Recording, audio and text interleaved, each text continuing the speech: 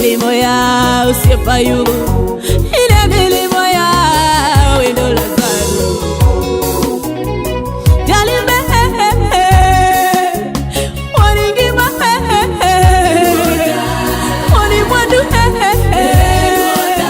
ine mamidu ni janeno Malulu TV chunya majaka kora ochako go ni Nyasaye erokamano nyadichiel kendo kuom thuolo ma Nyasaye oloso mondo mi warad kodi mondo mi wapuonjre kuom wach matin ma Nyasaye osemiya sani kod okinyi. Mondo mi asom wach ma Nyasaye oseora kodo ni Jong'ad Bura auchiel e wang'e janeno Malulu TV alumumbi mondo mi som koda. Wi muma nowacho ni Ruoth Nyasaye oluongo Gideon. Muma wacho niya, timbe jo Israel nochako obedo maricho e nyim Ruoth Nyasaye mi nochiwogi e lwet Jo-Midian kuom higni abiriyo. Jo-Midian nothung'ogi ahinya, omiyo nochunogi ni nyaka gipondi kuonde madiny e kor gode, kuonde madiny e kor gode kod kuonde motimo rogo gi kuonde moko ma ginyalo geng'oree. Pile kane jo-Israel osechuoyo to Jo-Midian to gi jo-Amalek kod ogendini moko moa wuok chieng' ne biro monjogi. Ne giguro hembegi e piny jo-Israel kendo ne giketho cham nyaka mbap Gaza ma ok giweyo gimoro amora ma jo-Israel nyalo konyorego kaka rombo kata dhiang' kata kanyna. Ne gibiro gi jambgi kod hembegi kendo ne ging'eny mana kaka bonyo. Kane oriwgi gi ngamia mane gin go to ne ging'eny mokalo kwano. Ne gibiro e pinyno mondo giketh cham. Kamano Jo-Midian nomiyo Jo-Israel obedo modhier mi Jo-Israel noywak ni Ruoth Nyasaye mondo okonygi. Janeno Malulu TV we mondo mwalam kuom wach ma Nyasaye osemiyano. Ruoth Nyasaye maduong' modak e polo malo, chunya osegone erokamano, Jehova maduong' mar ndete. Aseneno loch kod nyalo Nyasaye maduong' mar kedo. Mae thuolo maber michak iloso mondo mi irwaka e studio mar Olwe ka mondo mi awuo kod oganda miseketo piny mondo mi obedo winja. Jehova oro maler mondo mi otel. Wach madhi wuoye en Jo-Midian moketo wasikgi obedo e yo modiny. Jehova oro ni maler mondo mi otel kuom mon kaachiel kod owete miseketo pinygi. An dhano kaka ibedo jaka kora to wasigu nyalo lowar Ruoth. Omiyo aselami ka gini biro timo to mani happy ngiso Ruodhwa. Amen. Janeno Malulu TV Nyasaye ma jaka korwa ochako losonwa thuolo e kinde mar Christmas ni mondo mi wawuo kodi kuom wach moro ma Nyasaye osemiya sani kod okinyi. An mado wuoyo kodi iluonga ni Pastor Benedict Oganyo. Audu Genya kamoro ni Ugunja e gweng' miluongo ni Hawuoto but Mdao Primary School kanyo. Aud Mama Mary Awino kod jaduong' Peter Oganyo.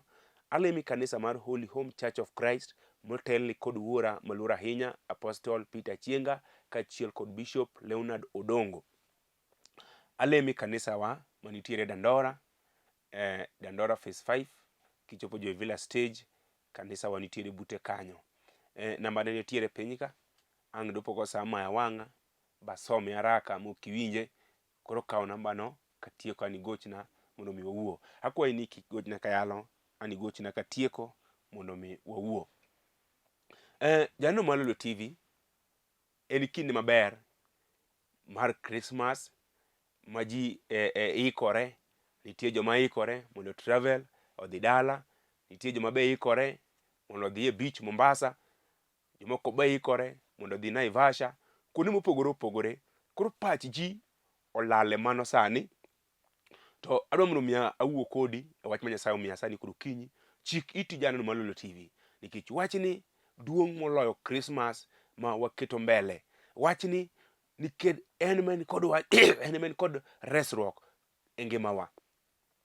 Wach madhi wuoye masomo janeno Malulu TV acho ni Jong'ad Bura auchiel. Nitiere kinde moko apako Yesu simba. Mowacho nitiere kinde moko ma timbe jo Israel nobedo maricho e nyim Ruoth Nyasaye. To par ni jo Israel e jok manoluoro Ruoth Nyasaye. Kendo jo Israel ema ne Nyasaye tiyogo. Kendo ng'eni jo Israel gi ema nitiere tuoche piny Misri, Ruoth Nyasaye nogologi e lwet Farao. To Muma wacho na apoya nono wi jo Israel nodhi owil. Kendo ne giloko wang'gi ni Ruoth Nyasaye. To kaka Nyasaye be en jal moro ma jang'e chuny dhano ahinya. Wacho ni Ruoth Nyasaye nong'eyo chuny oganda jo Israel. To wacho ni jogi oseweya kendo gise ai wang'a. Apako Rabi. Koro nochuno Ruoth Nyasaye mondo luong Gideon mar Joas mondo mi owuok kode mondo mi one kaka onyalo konyo jo Israel. Kinde ka kinde ang'ega ni kum mar Ruoth Nyasaye ok en gima nyalo hinyi, to en mana ma mondo mi orieyi. Koro Ruoth Nyasaye noluongo Gideon mar Joas mowuoyogo. To ng'iso Gideon niya, oganda jo Israel biro we luwa kata jo Israel biro we luora nyaka karang'o. Ma gima nochuno Ruoth Nyasaye mondo owuok kod Gideon mar Joas to kone niya, jo Israel abiro ketogi e lwet oganda mar Jo-Midian mondo mi opegi, mondo mi oketh mwandugi, mondo mi wang'gi oyepi. Iwinjo osiepna, nitiere jomoko ma mondo mi wang'gi oyepi to en nyaka chandruok donje dalagi. Nitiere jomoko ma mondo mi yalne mowinj wach Nyasaye en nyaka donje chandruok yaka mondo ng'e ni Nyasaye nyalo tiyo. Apako Yesu simba. Nitiere jomoko ma mondo mi kete piny miwachne wach Nyasaye to mondo mi ochik ite ng'iso ni samoro tuo kata osedonjo dhier kata samoro en chandruok mano nyalo chiko ite mondo mi owinj wach Nyasaye. Nitiere jomoko ma samo dhi maber to kiwuoyo kode to chalo ka gima ijamany chaye samoro idwaro mwandu ma en go. To mondo mi Ruoth Nyasaye omak jalni en nyaka ket chandruok kuome mondo mi edi yo miyudego. Momiyo Ruoth Nyasaye nowuoyo kod Gideon mar Joas to ng'ise ne mondo jo Israel mondo bi oduogi nyima. To mondo jo Israel ne dogi nyim Nyasaye, ne nyaka Nyasaye kele tem mondo mi ogogigo, mondo mi wang'gi oyepi. Apako Yesu. Momiyo Ruoth Nyasaye nowuoyo kod Gideon mar Joas to ng'ise na adwa kelo oganda ma Jo-Midian mondo mi oketho mwandu jo Israel. Tiwinjo wasigu ma Jo-Midian go endo. Umacho Ruoth Nyasaye nokelogi kamano. To sama Ruoth Nyasaye nokelogi, to ne girito. Sama jo Israel nosepitho. Sama jo Israel mwandu gi koro ne bedo mabeyo. To eka ne gidonjo e puothegi. To giketho mwandu ma Israel noseloso. Ng'eni wasigu mar Jo-Midian go eko. Eno nyalo biro apoya. Kendo winja dichuo. Wasigu go. Eno nyalo rito. Sama iseyudo tich. Ma koro yudo misara. Eka koro tuo donjo. Tiende ne wasigu mar Jo-Midian gin tich gi en pecho. Apako Yesu. Tiende ne gima ber ok gidwa ngimani. Wasigu go endo onge gima ber ma ginyalo dwaro mondo mi yudi. To wasigu mar Jo-Midian go kodonje dala. Kak wang' yawoyo yepo kata mon.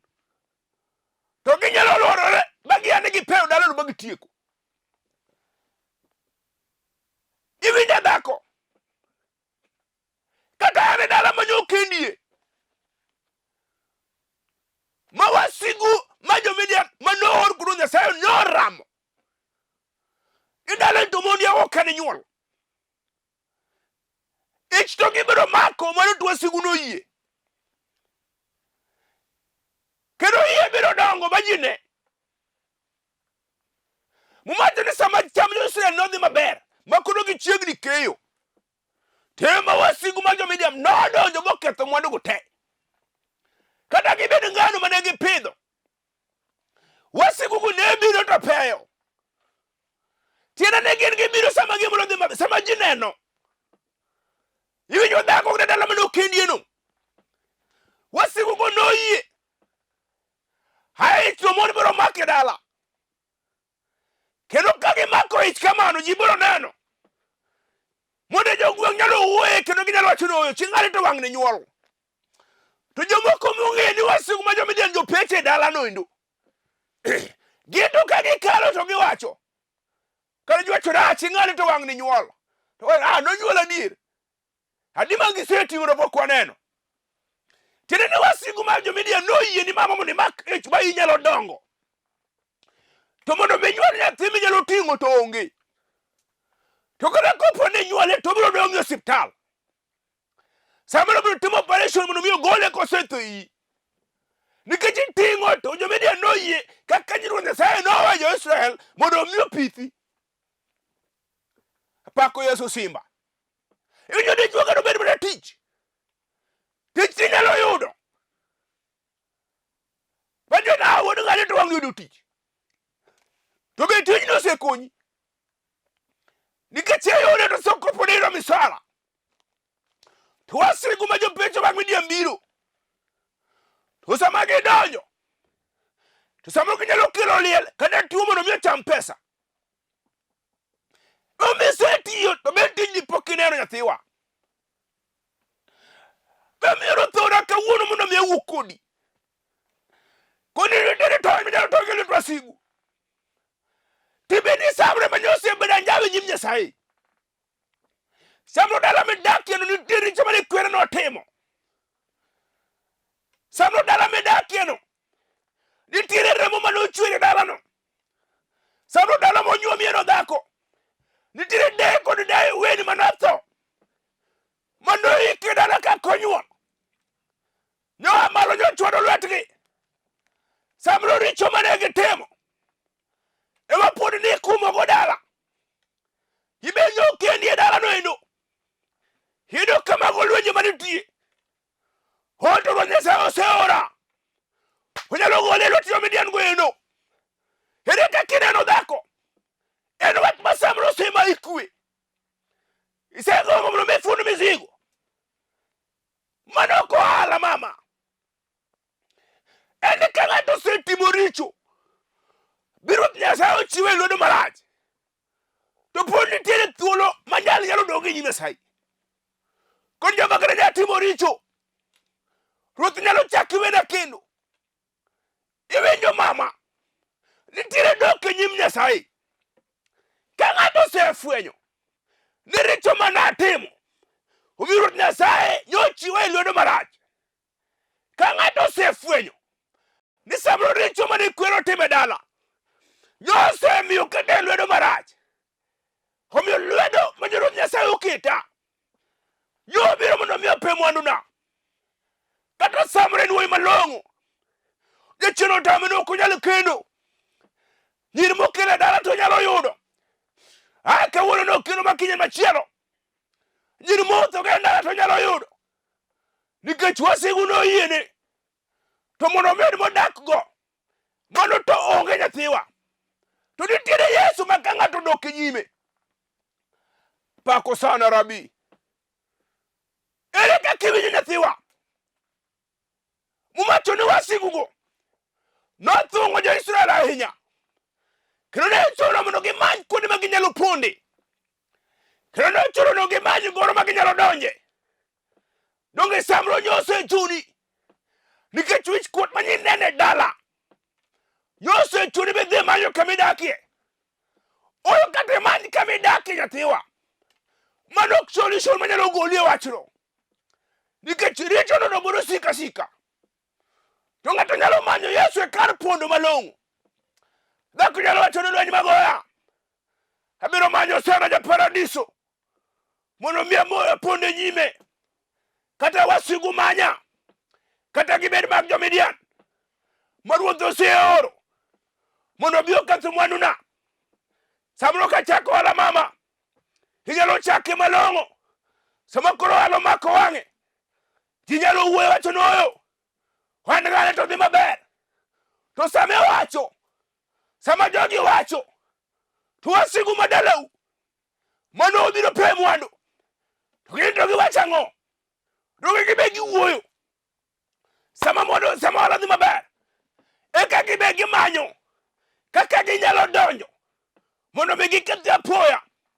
To nitiere sana ja paradiso okew Yahudi Mesia, jal ma ng'ato nyalo ponde lwete. Wachni kata wasigu sebiro mondo mi omonja, kata wasigu mag Jo-Midian mondo Nyasaye oseoro kod Gideon mondo mi oketho mwanduna, mi oketho ohanda. Tage jal manyalo dok nyime. Apako Yesu Simba. Be winjo ka wach nyalo loyi mama. Ere kama wasigu nothung'ie. Ing'eni mibede minene mawuok kodi. Ere kama wasigu nothung'ie. Magre kanye temo no mimanyo wang'e. Kada kanye temo ni kama inyalo gowe. Mano nyotamore nyathiwa.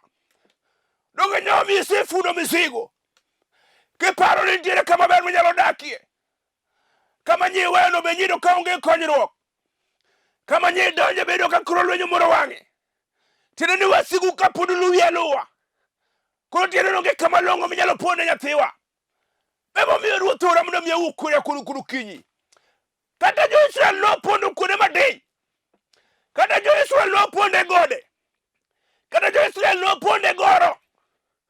To mano nokomono wasigu mondo mi oketho mwandugi. Mano nokomono wasigu mondo mi oketho gik magiseloso. Apako Yesu Simba. Nitiere kar pondo malong'o ma dhako nyalo manyo kuno kinyi. Nitiere kar pondo malong'o ma dichuo nyalo manyo kuno kinyi. Wachni kata wasigu nyoseloya. Tange osana ja paradiso. Ere kar pondo kende. Mumacho nene kiri majogero no dagi. Hivinjo sana dichuo. Donge nyise pango. Mondo mite dhok korgi dhako. Dhok to nyise nyeo. Wasigu ma Jo-Midian okoyie mondo midhi. Nikech ang'o? Nitiere richo manotime dala. Ruoth Nyasaye nyosekecho. Nyosejitenga kod dalano. Tiwinje kama wuoyo kodi. Wasigu ma Jo-Midian go osemako dhok samoro. Samoro jogi mako pesa. Oyo nyathiwa. Nitiere sana ja paradiso. Jal ma dhako nyalo chomo kuno kinyi. Owachre kada lweny nyoloya. Tang'eyo rabija Nazareth. Kada piny odum koda. Tang'eyo sana ja paradiso. Iwinja dichuo. Mesa minyalo malo. Wano nadwara sodalawa. Nikech wasigu ma Jo-Midian okosewenwa thuolo. Apako Yesu. Be winjo konu nyalo loyi. Mumacho ni wasigu go. Pile ka pile. Sama Jo-Israel osepitho. Eka gine gibiro. Sama Jo-Israel ne tiyo matek. Kagimondo puothe. Jo-Midian go linga. Sama Jo-Israel ne tiyo matek. Kamondo miodo. Jo-Midian go eko. Ne gilinga. Apako Yesu. Mumolero niya. Sama koro cham nochako kadongo. Sama koro cham nochako kamoyo. To Jo-Midian ochako songo. Hivinjo dichuo. Sama nyi wuotho mondo mi manyo tich. Jo-Midian go eko nyolinga. Hivinjo dhako. Sama nyi temo mondo imany dichuo. Jo-Midian go eko nyolinga. Sama koro nyiseyudo ng'et nieno monego udago. Jo-Midian notamore. Giting'o wigi malo. Giwacho ni oyo dobed nade. Apako Yesu. Be winjo ka Jo-Midian go thung'i. Apako Yesu Simba. Sama wuoni nitiere dhako kata dichuo mano puonjo nyithindo. Samoro nindo kech komadho sitruge kata nyuka mondo mi oter nyithindo university. To Jo-Midian nyoneno. Sama nyithindo somo. Mama sama nyigo amal mondo iter nyithindo sikul. Jo-Midian nyolinga. Sama koro nyithindo nyoyudo tich. Jo-Midian nyomalo. Sana nyithindo ma nyipuonjo ok nyalo konyi. nikech jo-Midian nosethung'ogi. Jotamore apako Yesu simba. Be nyalo manyo Nyasaye. Kon joga kata notimo richo e dier dalawa ka, kata kwerewa notimo richo, kata wuonewa notimo richo. Ruoth Nyasaye pod nyalo kecha mondo mi aluok dala. Pod nyalo kecha nikech aneno ka wasigu ma jo-Midian oseluorowa. Nikech aneno ka wasigu ma jo-Midian oseluoro dala. Ni onge gima ber manyalo wuok. Kata yawuoyi nyotiyo matek mondo mi olos dala. Jo-Midian oramo. Donge nyogi chako mondo mi giger ni ot dala. Donge yawuoyi nyotemo. Nyosenyiewo material mondo mi oger ot. Sama nyogi pango mondo kel fundi mondo kunyo neno. Wasigu nyoramo. Ma jo-Midian nyoketho tich. Kawuono mawuoni yawuoyi manyotiyo tich nyoserumo. Nikech ang'o? Jo-Midian nyotamore nono kigere. Nitiere jal ma ka ng'ato manyo sani kuru kinyi. Nitiere jal ma ka dhako manyo. Kata richo nosetime dala. To Ruoth Nyasaye nyalo chako luok kendo. Onyalo golo wasigu. Kon gina sewinjo. Sewinjo duond dichuo. Sewinjo duond dhako. Ere kaka iwinjo mama? Be nyalo manyo Nyasaye. Ikono jo-Midian osedonjo dala. Kawuono dala ma nyithindo somo olokre jokong'o te. Nikech jo-Midian noyienegi som.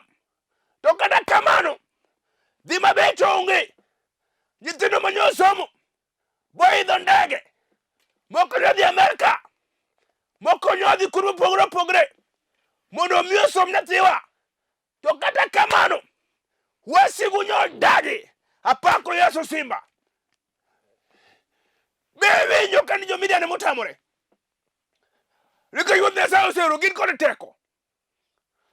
To wanyalo dok ir Nyasaye. Kon joma ni jo-Midian osethung'owa. Kata kwatemo mondo wago kamoro amora. Jogo ok wanyalo yudo. Kata kiwuotho kimanyo tich. Ok inyalo yudo nyathiwa. Ok nokisomo. Certificate in-go.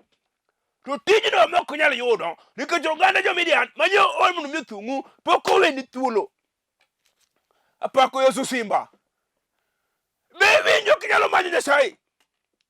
Koni Jehova niya. Ruoth kata kobedo nade. Abiro biro nyimi.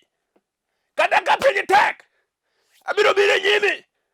Kata ka wasigu dagi. Abiro biro nyimi. Kata ka ywech jiger.